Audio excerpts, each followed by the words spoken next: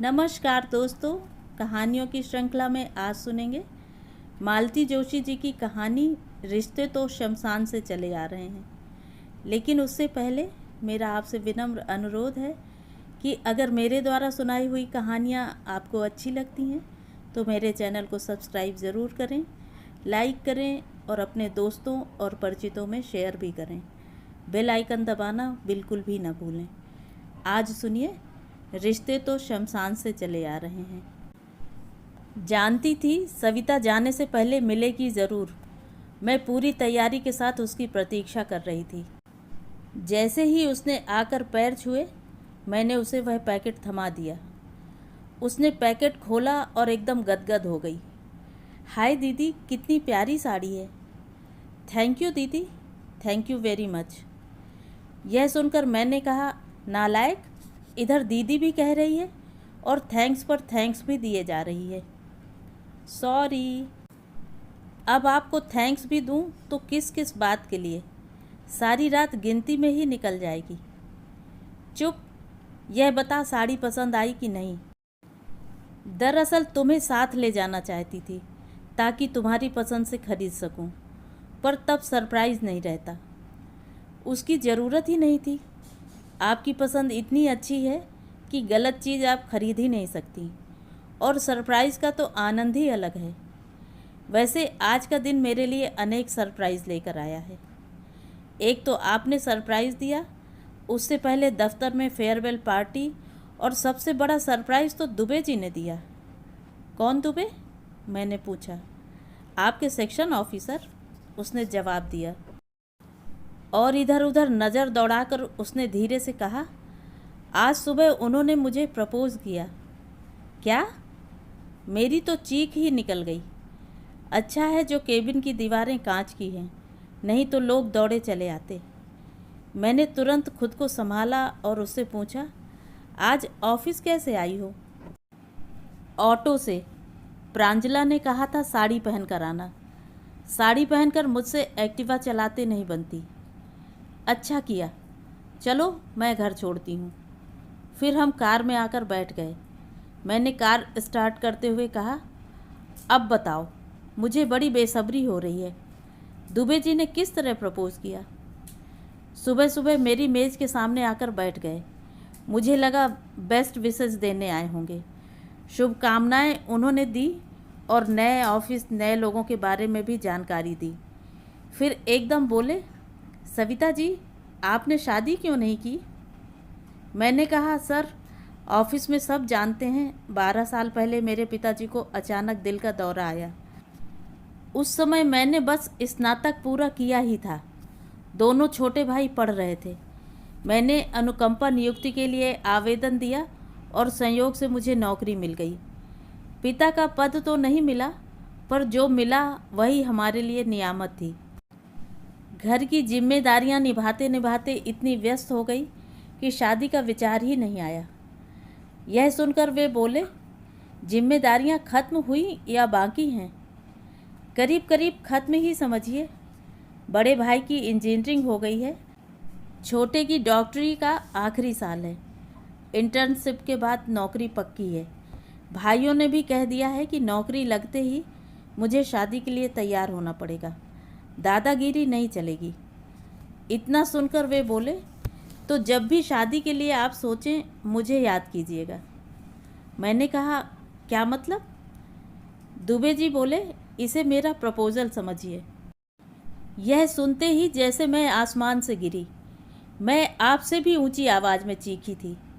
फिर कुछ संभल कर कहा, सर, मिसेस दुबे की मृत्यु को अभी मुश्किल से 8 महीने बीते हैं। उससे क्या होता है? वह पिछले 2 साल से बिस्तर पर थी, यह भी जानती हो ना। उनकी इस बात का निहितार्थ समझ में आते ही मुझे तो जैसे उबकाई आने लगी। अच्छा हुआ गंगाराम उसी समय चाय लेकर आ गया और मैं उत्तर देने से बच गई। फिर जाते जाते बोले, थिंक ओवर इट। तुमने इस प्रपोज़ल के बारे में क्या सोचा? ये प्रपोज़ल भी सोचने लायक है। मुझे तो याद करके भी झुरझुरी हो रही है। अच्छा हुआ आखिरी दिन उन्होंने यह बात कही, नहीं तो दुबे जी का सामना करना भी कठिन होता। सविता की बातों ने मेरे मन में भी उथल पुथल मचा दी थी। घर आकर भी उसकी बातें दिल से निकल नहीं पा रही थी। दुबे जी पर रह रहकर गुस्सा आ रहा था। पत्नी को मरे मुश्किल से 8 महीने गुजरे हैं। घर में 15 साल की बेटी और 13 साल का बेटा है और वह सविता जैसी नाजुक सी लड़की से शादी के सपने देख रहे हैं। घर की विषम परिस्थिति के कारण उसे नौकरी करनी पड़ रही है। इसका यह मतलब थोड़े ही है कि उसकी शादी की उम्र निकल गई है। अब भी उसके लिए अच्छे रिश्ते जुड़ सकते हैं।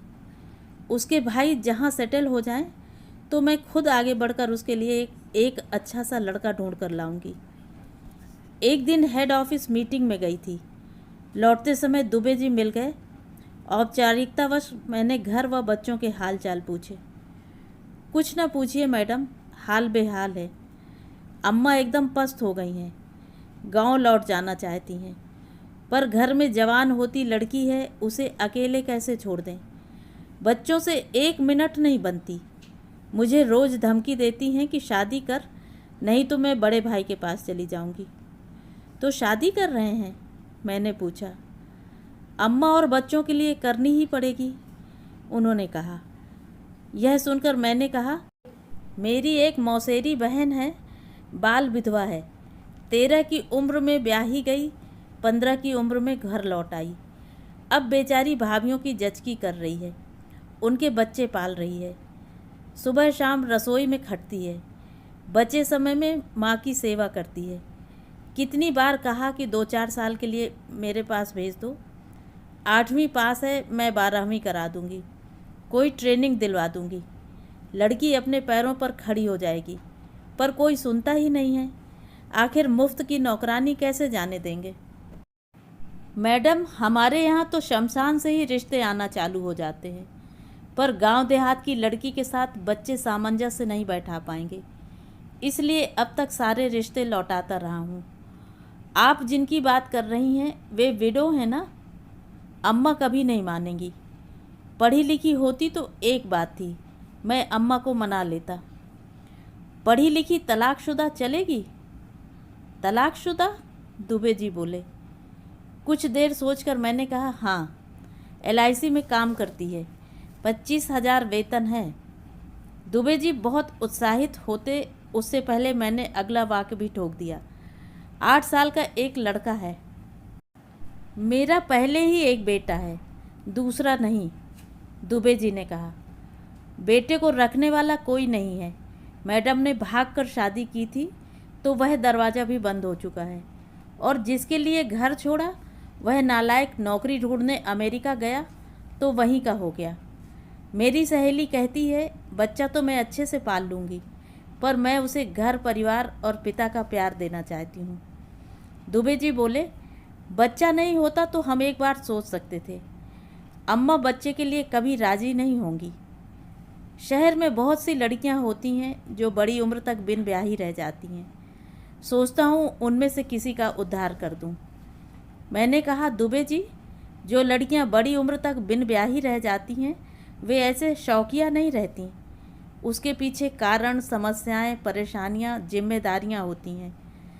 उनसे शादी करने का मतलब है उनकी परेशानियां, जिम्मेदारियां साझा करना। आपसे हो सकेगा यह सब? यह सुनकर दुबे जी बोले, अरे राम का नाम लीजिए, मेरी अपनी ही परेशानियां क्या कम हैं। और उस दिन यह चर्चा इसी बिंदु पर शेष रह गई। 6-7 महीने बाद सविता एक दिन अचानक ऑफिस में प्रकट हुई। देवी जी शादी का कार्ड देने आई थी। मैंने गले लगाकर उसे बधाई दी और कार्ड पढ़ा। फिर पूछा, ये मनीष जी इतने दिन तक कहाँ थे? बड़ा इंतज़ार करवाया। वह बोली, समझ लीजिए मेरे ही भाग्य से कुंवारे रह गए थे। मर्चेंट नेवी में थे। 3 बहनों की जिम्मेदारी थी। तीनों से निपट गए तो नौकरी छोड़कर घर आ गए। बोले, अब घर छोड़कर नहीं जाऊंगा, यहाँ कोई बिजनेस कर लूँगा। बिजनेस इतना आसान नहीं होता मैडम, जोखिम होता है। जोखिम कहाँ नहीं है दीदी, और तब तक मेरी नौकरी तो है ना। वह इतनी उत्साहित थी कि उसकी खुशियाँ धूमिल करने का मन नहीं हुआ। फिर मैंने चुटकी लेते हुए पूछा, दुबे जी को कार्ड दिया कि नहीं? दुबे जी, माय फुट, सबको बांटेंगे तो उन्हें भी मिल जाएगा। और मैं चाहती भी नहीं कि वे आएं। फिर एक रोज़ दोपहर को अचानक दुबे जी मेरे केबिन में आए। बैठते ही शुरू हो गए, मैडम, आप अपनी किसी बाल विधवा बहन के बारे में बता रही थी। मैंने बताया। आखिर में मेरी कोशिशें रंग ले ही आईं। मैंने मौसी को खूब समझाया कि अपने स्वार्थ के लिए लड़की की ज़िंदगी मत खराब करो।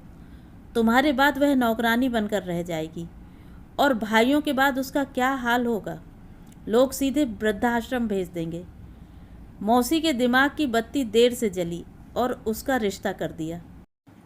यह सुनकर दुबे जी बोले, मतलब उसकी शादी हो गई?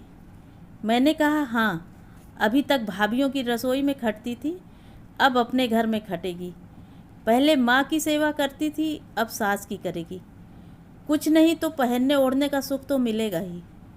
और वह तलाकशुदा? उन्होंने डरते डरते पूछा। लौट के बुद्धू घर आ गए हैं। मैंने बहुत डांट लगाई थी कि इसे दरवाजे पर खड़ा मत करना, तुम्हें बहुतेरे मिल जाएंगे। तो बोली, मुझे बहुतेरे मिल जाएंगे, पर मेरे बच्चे को पिता कहाँ मिलेगा। दुबे जी चाय पीकर चुपचाप उठकर चले गए। तो मन हो रहा था कि पूछूं, वो जो शमशान से रिश्ते चले आ रहे थे उनका क्या हुआ, पर जले पर नमक छिड़कने का मन नहीं हुआ। तो ये थी कहानी। कहानी आपको कैसी लगी कमेंट करके ज़रूर बताएं।